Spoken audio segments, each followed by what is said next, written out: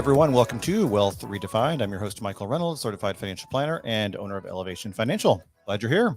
As always, thanks for joining me. So we're going to talk solo 401k versus SEP IRA today. You've got options. As a solo business owner, you've got some options for setting up retirement plans for yourself and your own solo business. It can feel overwhelming sometimes, and knowing what all the options are and kind of figuring out what the best one is for you.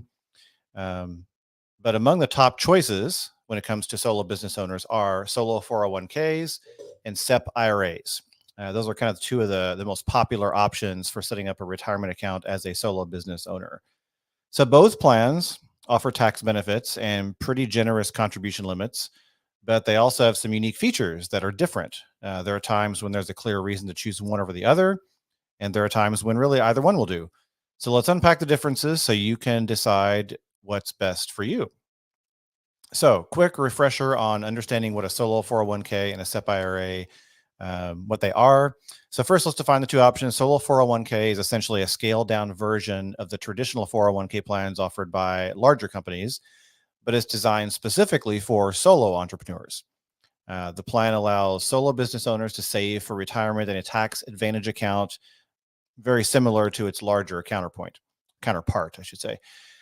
On the other hand, a SEP IRA, which stands for Simplified Employee Pension, is another retirement savings vehicle, which is recommended a lot by accountants and tax professionals because it's pretty easy to set up, pretty easy to maintain, very straightforward, also provides a tax deduction going in. So let's talk about first why you might choose a SEP IRA. So one of the big factors of a SEP IRA is its simplicity and its ease of setup. So there's not a lot of administrative burden for a SEP IRA. SEP IRAs are known for their simplicity. They've got fewer administrative requirements compared to solo 401ks. There's no need to file annual IRS forms like Form 5500, regardless of the account balance. They're really easy to establish. Also, setting up a SEP IRA is really straightforward. You can typically open one with any financial institution that offers IRAs, and the paperwork is pretty simple. Also, cost considerations with a SEP IRA. SEP IRAs have lower setup and maintenance costs typically. They generally have no fees, honestly, no annual fees, no setup fees. Occasionally, there could be setup or annual fees depending on the custodian, but usually they're either zero or extremely minimal. So very cost effective, very low cost to set up a SEP IRA. So general takeaways for a SEP IRA, if you prioritize tax deduction over Roth contributions, because a SEP IRA, as of now anyway, only offers pre-tax contributions. So if you favor tax deductions and you want to keep things simple, the ease of setup and the lower maintenance and the low cost of a SEP can be pretty straightforward and pretty attractive. So solo 401k, why would you potentially choose a solo 401k? So one is tax flexibility. Solo 401ks can have a Roth option.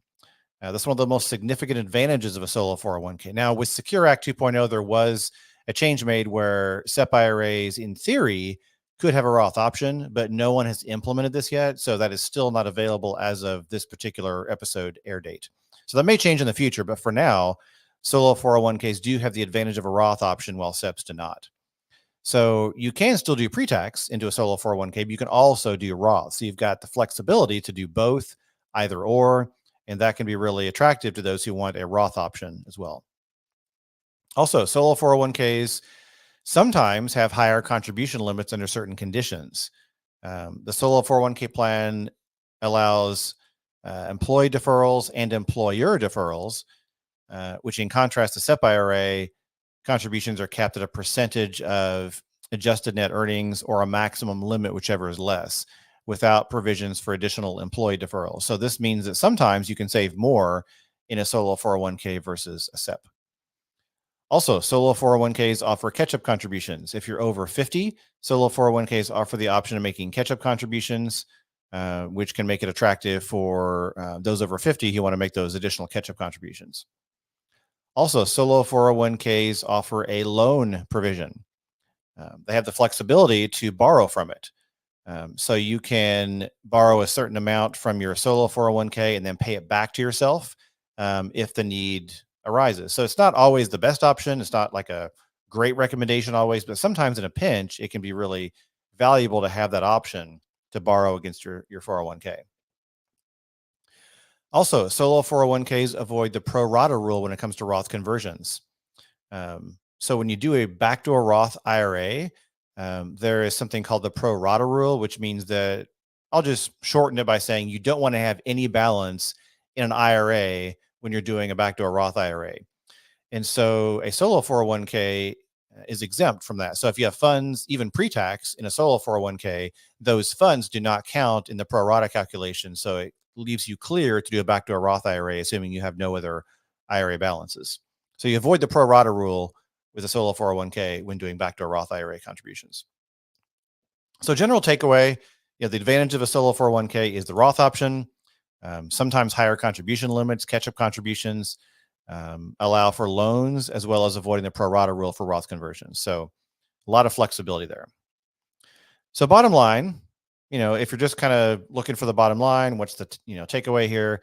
If you want simplicity and you want low cost, now, first of all, let me back up. Neither is really that expensive. Solo 401ks also can be free.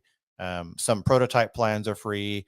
Even working with a third-party administrator, which is TPA for short, not that expensive. So I would argue that cost is not that big a deal. But let's say you want the lowest cost possible, the most simplicity, and all you really care about is tax deductible contributions. You don't care about Roth. A SEP could make sense. But if you want the broader range of benefits, the flexibility offered by a solo 401k, that's typically going to be a better option for you. So that is the bottom line when comparing the two. So with that, if you have questions about this or anything else, feel free to reach out. You can always find me through my website, which is elevationfinancial.com, or hit me up on social media. Or if you'd like to consider becoming a client, feel free to reach out and schedule an appointment on my website. And we'll have a quick consultation, get to know each other, see if it makes sense to keep talking. So with that, thanks for joining me today. Have a great day. We'll see you next time.